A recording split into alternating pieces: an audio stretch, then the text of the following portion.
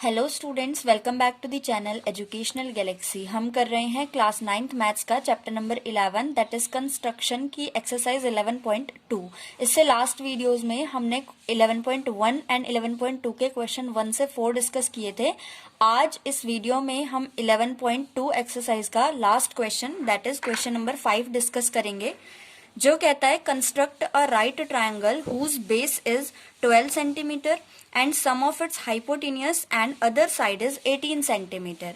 Means इस वाले question में हमें एक राइट एंगल ट्रायंगल बनाना है जिसका एक तो हमें बेस गिवन है 12 सेंटीमीटर, और क्योंकि राइट एंगल ट्रायंगल है मींस बेस एंगल एक 90 डिग्री का होगा।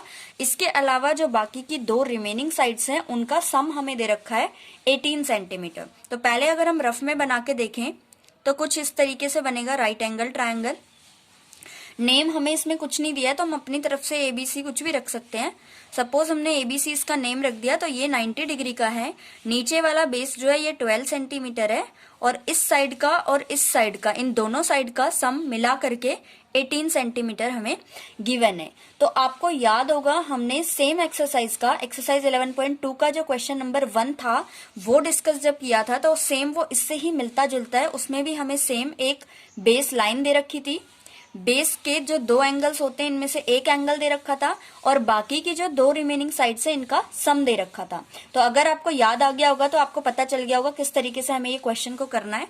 तो चलो स्टार्ट करते हैं। सबसे पहले बेस जो हमें दिया है 12 सेंटीमीटर, हमें इसकी एक लाइन सेगमेंट ड्रॉ करनी है 12 सेंटीमीटर की।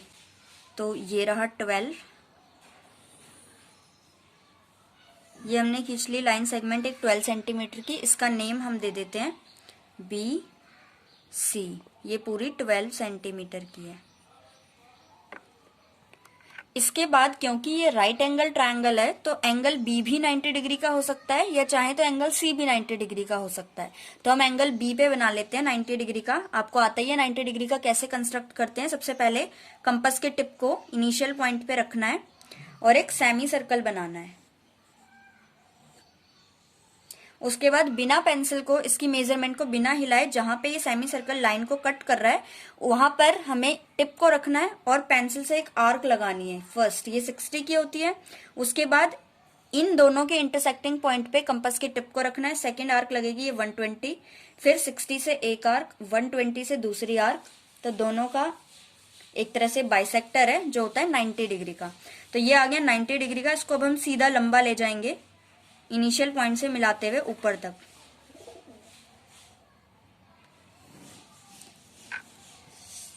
तो बहुत ही केयरफुली करना है इसको वरना हाथ में भी चुभ सकती है। ये हमने बिल्कुल आगे तक लाइन ड्रॉ कर ली, बी से लेके बिल्कुल आगे तक जहां तक भी वो जा सकती है। नाउ स्टूडेंट्स हमें 18 सेंटीमीटर की एक आर्क लगानी है बी पॉइंट से पूरा इस वाली लाइन पे। तो 18 सेंटीमीटर हमारे इस वाले स्केल में तो होता ही नहीं है तो हम डायरेक्टली यहां से मेजर कर लेते हैं। 18 कितना होगा, 15 से लेके पूरा यहाँ 0 तक 15 हो गए। उसके बाद 3 और 18 होते हैं तो यहाँ से 3 और, यानी कि यहाँ पे वो पॉइंट आएगा। तो हम यहाँ पे आर्क लगा सकते हैं। हम कंपास को खोल लेते हैं, या इतना तो खुलेगा भी नहीं वो, तो हम कहीं पे भी रख के सपोज हम यहीं से आर्क लगा लेते हैं इसकी ताकि इस पॉइंट पे आए। तो ऐसे हमने आर्क लगा देनी है। किसी भी पॉइंट पे आप इसको रख लो इस लाइन के कंपास को और पहले स्केल से मेजर कर लो 18 सेंटीमीटर कहाँ है, उस पॉइंट को हल्का सा मार्क कर लो और उसके बाद कंपास की टिप को कहीं भी इस लाइन पे रखना है हमें और एक आर्क लगा देनी है। तो ये आ गई 18 सेंटीमीटर की आर्क। इसके बाद क्या करते हैं, जो ये पॉइंट आया है इसको हम नेम दे सकते हैं कुछ भी, जैसे बी, ये सी है तो ये अभी ए पॉइंट नहीं आया है तो हम इसको नाम दे देते हैं ए डैश, क्योंकि ए डैश की हेल्प से हमने ए को फाइंड आउट करना है। अब ए डैश और सी को मिला देंगे हम। तो पहले डॉट लगा देते हैं कहां कहां पे जा रहे हैं ताकि बिल्कुल हम सीधा मिलाएं इन्हें।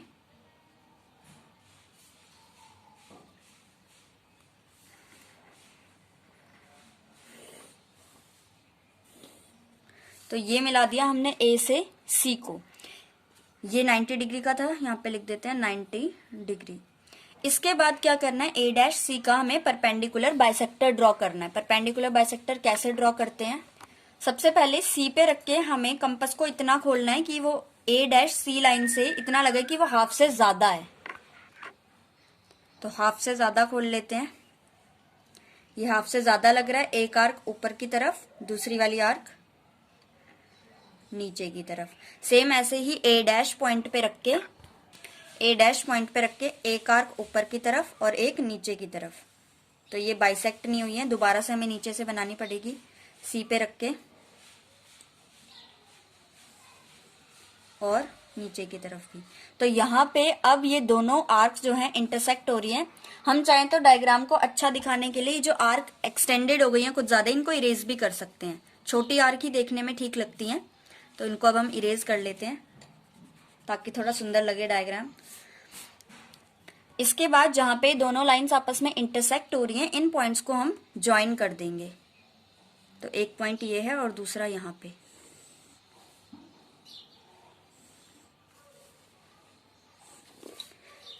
नाउ स्टूडेंट्स, इनके परपेंडिकुलर बाइसेक्टर्स ने जहां पर भी बी ए डैश लाइन को कट किया है, मींस इस वाले पॉइंट पे, तो इस पॉइंट का नाम है ए। ये हमारा एक्चुअल में ए पॉइंट आ गया है। अब फाइनल स्टेप, ए को सी से ज्वाइन कर देंगे। तो ए बी सी हमारा ट्राइंगल आ गया जो हमें चाहिए था। सो ये जो शेडेड वाला ट्रायंगल आया यही हमें बनाना था, ट्रायंगल एबीसी। दोबारा से एक बार बता देती हूँ कैसे हमने बनाया, उसके बाद हम स्टेप्स लिखते हैं। तो सबसे पहले तो हमने एक लाइन ड्रॉ की BC which is of 12 centimetre. उसके बाद बी पॉइंट पे हमने एक एंगल कंस्ट्रक्ट किया 90 डिग्री का, बिकॉज हमें क्वेश्चन में ही बोला था ये राइट एंगल ट्रायंगल है। तो 90 का कंस्ट्रक्ट करके लाइन हमने काफी लंबी खींच दी। उसके बाद हमें दोनों जो रिमेनिंग साइड्स हैं इनका सम दे रखा था 18 सेंटीमीटर। तो हमने बी पॉइंट पे रख के 18 सेंटीमीटर की आर्क लगानी है, लेकिन ये पॉसिबल नहीं है कि हमारा कंपास इतना ज्यादा खुल सके। तो हमने क्या किया, पहले स्केल से 18 सेंटीमीटर मेजर कर लिया, उस पॉइंट पे डॉट लगा दिया और उसके बाद किसी भी पॉइंट पे रख के कंपास को इस वाली लाइन पे कहीं पे भी रख के और एक आर्क लगा दी उसी पॉइंट पे। तो ये हमारी आर्क आ गई 18 सेंटीमीटर की। उसके बाद जो हमारा पॉइंट आया था उसको हमने नेम दे दिया ए डैश। देन ए डैश से सी को ज्वाइन कर दिया। उसके बाद ए डैश एंड सी का परपेंडिकुलर बाइसेक्टर ड्रॉ किया।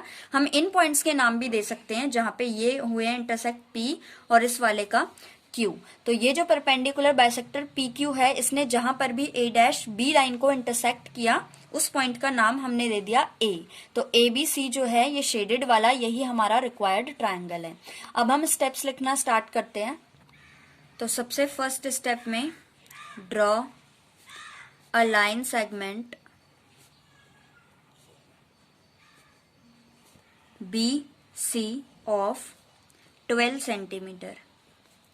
देन सेकेंड पॉइंट पे, पॉइंट बी पे एंगल कंस्ट्रक्ट किया था 90 डिग्री का। तो construct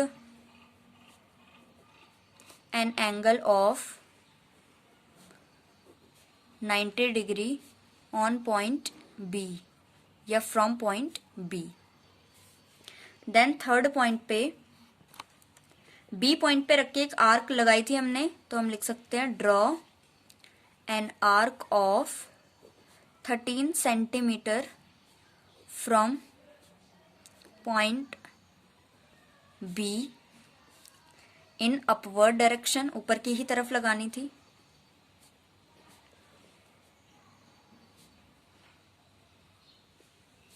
And name the intersecting point